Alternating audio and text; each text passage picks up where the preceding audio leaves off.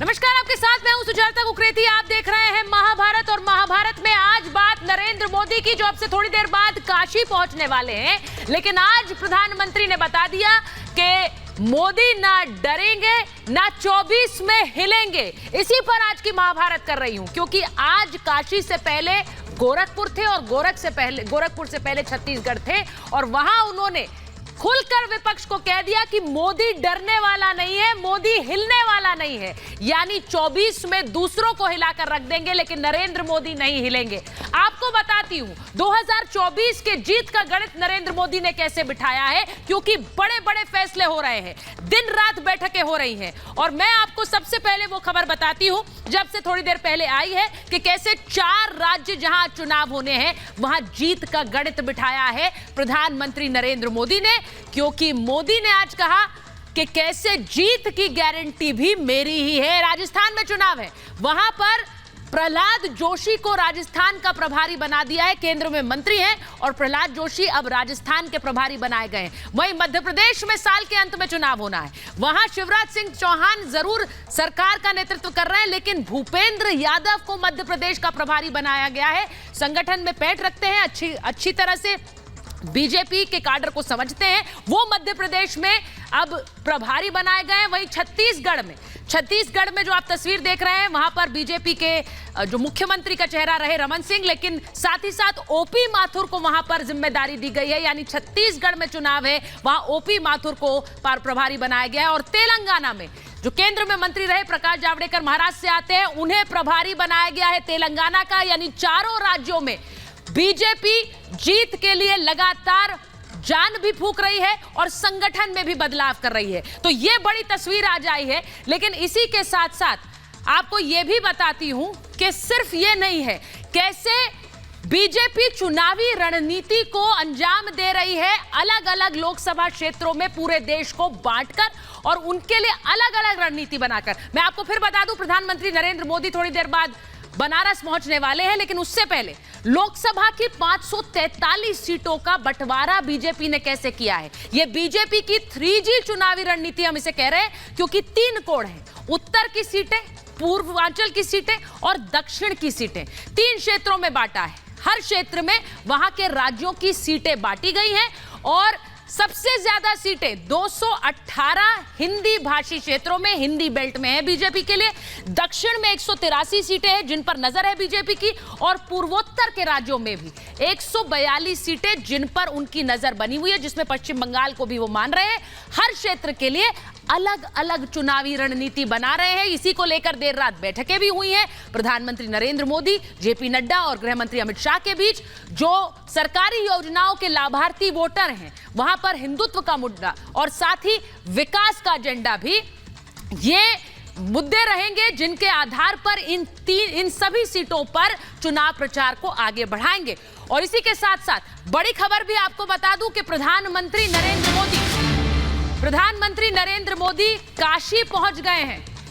आज सोचिए, सुबह दिन की शुरुआत उन्होंने छत्तीसगढ़ से की, जहां उन्होंने विपक्ष को सीधा चुनौती दी है और कहा है कि मोदी न डरने वाला है न हिलने वाला है। भले ही विपक्ष में भगदड़ मच गई। इसी के साथ साथ वो गोरखपुर पहुंचे थे, वहां गीता प्रेस के शताब्दी समारोह में पहुंचकर उन्होंने संदेश दिया। और अब बनारस पहुंचे हैं प्रधानमंत्री नरेंद्र मोदी। और यहां काशी और गोरखपुर के जो पूरा गणित है उसे समझिए। काशी से प्रधानमंत्री नरेंद्र मोदी सांसद हैं, वहीं गोरखपुर योगी आदित्यनाथ का चुनावी क्षेत्र रहा, वो लंबे समय तक वो सांसद रहे। काशी और गोरखपुर क्षेत्र में कुल 27 सीटें आती हैं। 2024 में सीटें बढ़ाने पर पूरा फोकस है। और आप समझिए, उत्तर प्रदेश 2019 में बीजेपी को यहां पर मिली थी 62 सीटें। अब इस बार टारगेट 80 है। यूपी में इस बार 80 सीटें जीतने का टारगेट है। विपक्ष में बड़ा गठबंधन नहीं है। पिछली बार अखिलेश और मायावती साथ आए थे, इस बार कोई गठबंधन अभी तक नहीं नजर आया। उसका भी एक बड़ा फायदा उम्मीद कर रही है बीजेपी, उसे मिलेगा। और इसीलिए टारगेट 80 पर मोदी और योगी की जोड़ी के साथ काम कर रहे हैं। आपको थोड़ी देर में तस्वीरें दिखाऊंगी। प्रधानमंत्री नरेंद्र मोदी काशी पहुंच गए हैं, ये रिपोर्ट देखिए।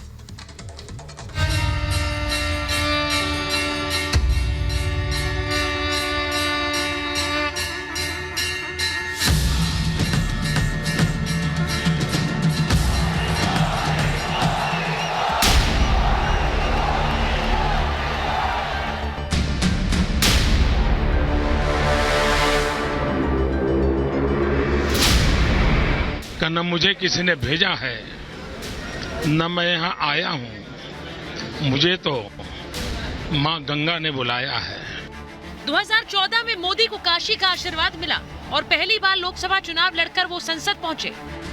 9 साल का उनका सफल कार्यकाल रहा। ऐसे में एक बार फिर मोदी बनारस आए हैं और यहीं से 2024 के लिए भारत विकास का आशीर्वाद मिलना है। जितना आशीर्वाद काशी ने दिया, मोदी ने भी उसका दुगुना लौटाया। विश्व के सबसे प्राचीन नगर काशी में विकास की गंगा बह रही है तो आस्था का सम्मान भी बढ़ रहा है। मोदी राज की विकास गाथा सीएम योगी ने गोरखपुर में गीता प्रेस के मंच से सुनाई। हम सब ने पिछले 9 वर्षों में भारत की विकास की एक नई यात्रा के साथ साथ आस्था और विरासत को मिल रहे सम्मान और वैश्विक स्तर पर भारत को मिल रही नई पहचान को देखा है। मोदी आस्था का सम्मान करते हैं तो सरकार में रहकर अपने संकल्प भी पूरा करते हैं। अयोध्या में राम मंदिर का बनना और कश्मीर से 370 का खात्मा करने की ताकत काशी ने ही मोदी को दी है। भ्रष्टाचार पर भी प्रधानमंत्री का प्रहार लगातार जारी है। छत्तीसगढ़ में आज मोदी ने एक बार फिर वो संकल्प दोहराया। देश के हर भ्रष्टाचारी को एक बात कान खोलकर सुन लेनी चाहिए, वो अगर भ्रष्टाचार की गारंटी है तो मोदी भ्रष्टाचार पर कार्रवाई की गारंटी है। काशी समेत भारतवासियों के प्यार की बदौलत ही मोदी 9 साल से विरोधियों को धूल चटाते आ रहे हैं और ये साबित कर रहे हैं कि ना उन्हें कोई डरा पाएगा और ना हिला पाएगा। ये लोग मेरे पीछे पड़ेंगे, मेरी कब्र खोदने की धमकी दे देंगे, मेरे खिलाफ साजिश रचेंगे। इन्होंने पता नहीं है, जो डर जाए वो मोदी नहीं हो सकता। अंगद के पैर की तरह मोदी सियासी मैदान में डटे हुए हैं। तो क्या 2024 के चुनाव में भी मोदी चट्टान की तरह अड़े रहेंगे, जिन्हें हिलाना और डराना किसी के बस की बात नहीं होगी। Bureau report, Republic Bharat.